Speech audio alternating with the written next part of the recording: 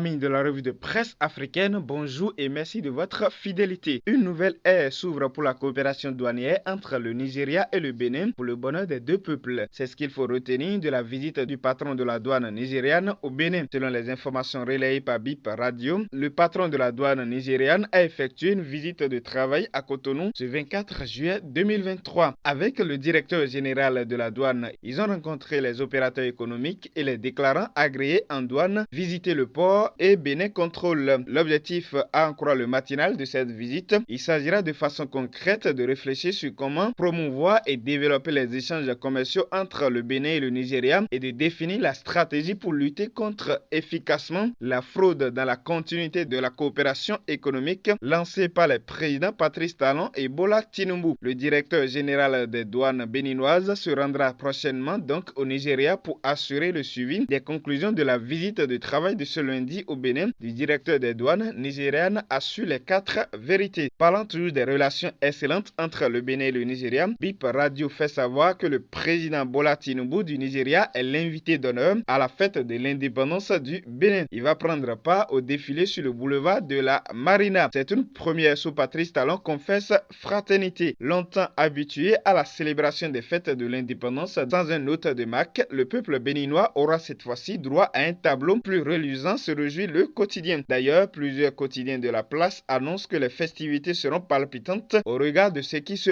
prépare. Du Bénin, rendons-nous au Sénégal où le temps est consacré à désamorcer la tension politique dans le pays. Selon le site Le Monde Afrique, le dispositif sécuritaire autour du domicile d'Ousmane Sonko a été levé cette semaine. Le ministre porte-parole du gouvernement Abdou Karim Fofana a expliqué les raisons pour lesquelles les barrières autour du domicile d'Ousmane Sonko ont été levées. Selon lui, c'est parce qu'il n'y a plus de risque de désordre, rapporte le site Sénéweb. Mais toutefois, selon le Séné News, le roi du Maroc a joué les bons offices pour la levée des barrières autour du domicile de l'opposant Ousmane Sonko, qui avait été condamné à 2 ans de prison pour corruption de la jeunesse. La police avait érigé un blocus autour de son domicile pour éviter les appels à la violence. On peut donc dire que le pouvoir et l'opposition œuvrent ainsi pour la quiétude au Sénégal. Autre actualité africaine qui défraie la chronique de la presse africaine et internationale est liée aux derniers événements confus au Niger. Des militaires affirment avoir renversé le président Mohamed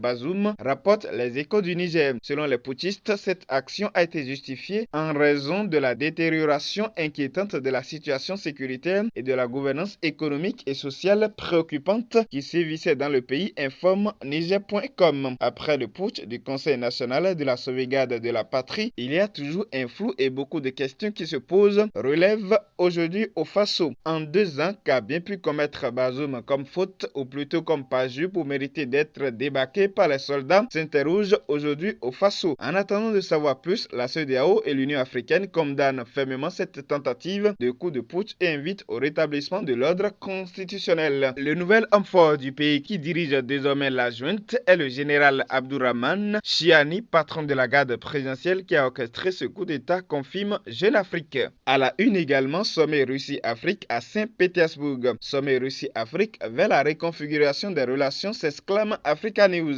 Le sommet Russie-Afrique qui s'est tenu ces 27 et 28 juillet 2023 à Saint-Pétersbourg doit permettre à Moscou d'approfondir ses relations avec le continent et de jauger ses alliés, relève RFI. Selon le Kremlin, 49 pays et 17 chefs d'État ont participé au sommet. Il a été question notamment des thématiques allant de la coopération économique à l'alimentation en passant par l'énergie, la sécurité, l'éducation et la santé, constate Le Monde Afrique. Les questions de céréales étaient au menu des discussions et la Russie a promis de remplacer les céréales que l'Ukraine exportait jusqu'ici vers l'Afrique. La Russie tiendra-t-elle sa promesse et jusqu'à quand, demande le site Aujourd'hui au Faso qui espère que tout ce partenariat Russie-Afrique vaille son pesant de grains et de sécurité. Pas de sécurité au Sahel sans le Mali. Le quotidien en ligne MaliWeb nous informe que le président Assimi Goïta a porté la 4e République sur les fonds baptismaux. Le président de la transition Assimi Goïta a promulgué la nouvelle nouvelle constitution adoptée par le peuple malien lors du référendum constitutionnel du 18 juin 2023. Cette adoption intervient le lendemain de la proclamation des résultats définitifs de ce référendum par la Cour constitutionnelle. La CEDEAO a salué cette étape importante franchie par les autorités de la transition dans le processus du retour à l'ordre constitutionnel. Pendant que le Mali procède à l'adoption d'une nouvelle constitution, la Côte d'Ivoire, de son côté, a procédé à une révision légère de la loi fondamentale. Selon les informations du site abidjan.net, les parlementaires ont apporté une modification de la constitution sur demande du président de la République Alassane Ouattara. Ils ont modifié notamment les articles liés aux sessions parlementaires en ramenant le nombre de sessions à 2 par an afin de permettre à l'Assemblée nationale d'avoir le même calendrier que le gouvernement. Aussi, le droit est accordé au président de la République de faire désormais des amendements aux propositions de loi en étude à l'Assemblée nationale. Après le vote, Adama Bictogo, le président de l'Assemblée nationale, a salué l'esprit de famille parlementaire de ses pairs, estimant que ces innovations mettent notre Parlement au courant des exigences d'un Parlement moderne, rapporte Benin Web TV. Avant de terminer cette revue, faisons un détour sur les sorties du coach Pouillon cette semaine. Patrice Talon au Mali, au Faso et en Guinée, c'est le thème de l'émission Éclairage du coach. Pour l'analyste, le président Patrice Talon va dans ces différents pays pour faire le mea culpa de la CEDEAO pour le mauvais départ pris avec les autorités de la transition. Et cette démarche de la CEDEAO de reconnaître ses erreurs et de présenter ses excuses et de prendre un nouveau départ avec les autorités de la transition est une démarche de grandeur. Que vient faire une communauté économique dans les affaires politiques?